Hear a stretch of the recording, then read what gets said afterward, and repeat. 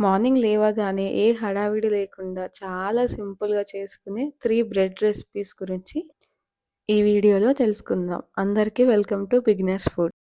Banana milk టోస్ట్‌ని జ్యూసీగా నోట్లో వేస్తే కరిగిపోయేలా ఒక్కసారి ఇలా చేసి చూడండి. టేస్ట్ మాత్రం చాలా బావుంటుంది. దీనికోసం 2 బనానాలు తీసుకొని చిన్న ముక్కలుగా కట్ చేసి బ్రెడ్ పైన ఈ విధంగా స్ప్రెడ్ చేసుకోవాలి. దీనిపైన ఇంకో బ్రెడ్ పెట్టేసి సేమ్ అదే విధంగా బనానా అప్లై చేసుకోవాలి. ఆ తర్వాత థర్డ్ బ్రెడ్ కూడా పెట్టేసి స్టవ్ పైన పాన్ పెట్టి బటర్ అప్లై చేసుకొని ఈ బ్రెడ్ స్లైసెస్‌ని పాన్ పైన పెట్టి మూత క్లోజ్ చేసి 2 మినిట్స్ తర్వాత తీసి ఇంకో వైపు కూడా కాల్చుకోవాలి. 2 సైడ్స్ నీట్‌గా రోస్ట్ అయిన తర్వాత కొద్దిగా పాలు యాడ్ చేస్తూ ఉండాలి బ్రెడ్‌కి. వన్ సైడ్ యాడ్ చేసిన తర్వాత ఇంకో వైపు కూడా టర్న్ చేసుకొని అటువైపు కూడా అదే విధంగా మిల్క్ యాడ్ చేసుకోవాలి. వన్స్ మిల్క్ అంతా యాడ్ చేయడం అయిపోయినంక జాగ్రత్తగా పెనం నుండి తీసి ప్లేట్‌లోకి వేసుకోవాలి.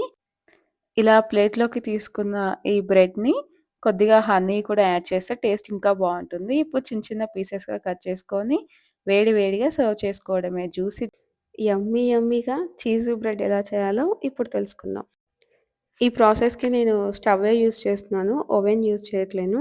దీనికోసం 2 బ్రెడ్ స్లైసెస్ తీసుకొని నీట్‌గా బటర్ అప్లై చేయాలండి. ఇక్కడ నేను బటర్‌ని కొద్దిగా కరిగించి అప్లై చేస్తున్నాను.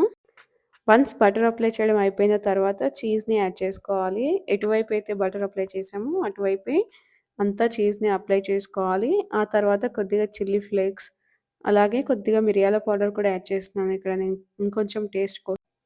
మీకు చీజ్ ఇంకా కావాలంటే ఎక్స్‌ట్రా యాడ్ చేసుకోండి. వద్దనుకుంటే కొద్దిగా తగ్గించుకోండి. ఇదిగో ఇలా అంతా అప్లై చేసి యాడ్ చేసేసి అక్కడ పెట్టాను. ఆ తర్వాత స్టవ్ పైన పాన్ పెట్టి కొద్దిగా బటర్ అప్లై చేశాను పాన్‌కి. ఆ తర్వాత బ్రెడ్ స్లైసెస్ దాని పైన పెట్టేసి మూత క్లోజ్ చేసి 3-4 మినిట్స్ మీడియం ఫ్లేమ్‌లో ఉంచాను. ఒక 4 మినిట్స్ తర్వాత మూత తీసి స్టవ్ ఆఫ్ చేశాను. అంతే అండి. యమ్మీగా చీజ్ బ్రెడ్ రెడీ అయిపోయింది. చీజీ కార్న్ బ్రెడ్ రెసిపీ ఒక్కసారి ఇలా చేసి చూడండి. టేస్ట్ మాత్రం చాలా బావుంటుంది. దీనికోసం ముందుగా మిక్సింగ్ బౌల్‌లోకి బాయిల్డ్ కార్న్ యాడ్ చేసుకోవాలి. ఆ తర్వాత చిల్లీ ఫ్లేక్స్, మిరియాల పౌడర్, మయోనైస్ కూడా యాడ్ చేసుకోవాలి.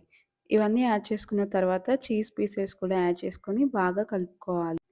అంతా కలిసేలాగా ఈవెన్‌గా ఈ కన్సిస్టెన్సీ వచ్చే వరకు కలుపుతూనే ఉండాలి. ఆ తర్వాత ఇది పక్కకు పెట్టేసుకొని బ్రెడ్ స్లైసెస్ తీసుకోవాలి. దానిపైన బటర్ అప్లై చేయాలి. బటర్ అప్లై చేసినంక మనం కలుపుకున్న ఈ మిక్చర్‌నంతా ఈవెన్‌గా అప్లై చేసుకోవాలి నీట్‌గా. ఎడ్జెస్ ఏమి మిగలకుండా ఇలా అప్లై చేసుకోండి.